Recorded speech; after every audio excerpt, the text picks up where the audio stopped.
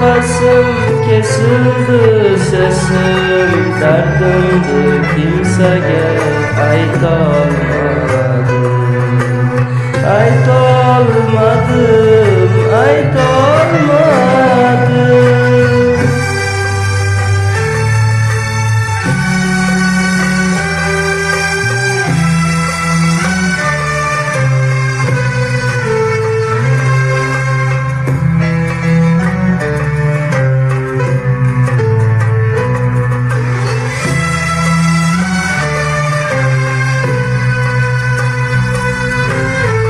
Bu kara baxtimga dertlendim durdum. Ah dedim yig'ladim, dizimga vurdum. Bu kara baxtimga dertlendim durdum. Ah dedim yig'ladim, dizimga vurdum. İçimden dertlerdi çıkartamadım. Derdimdi kimseye aytolmadım.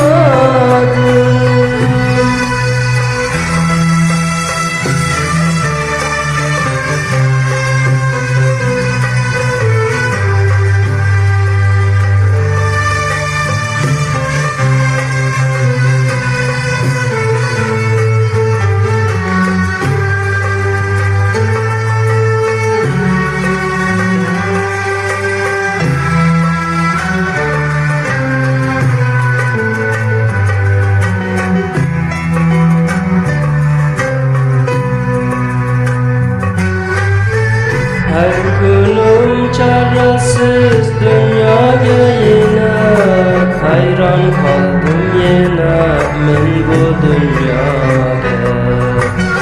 Boynumdu katlayıp zindanlık kıldım, derdimdi kimsege aytolmadım.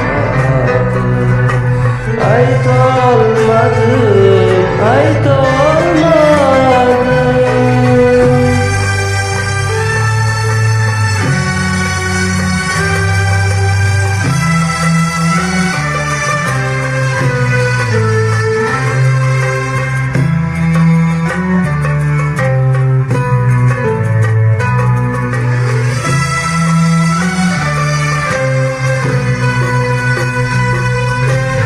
Bu kara baxtimga dertlendim durdum.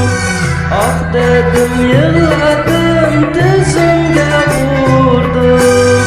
Bu kara baxtimga dertlendim durdum.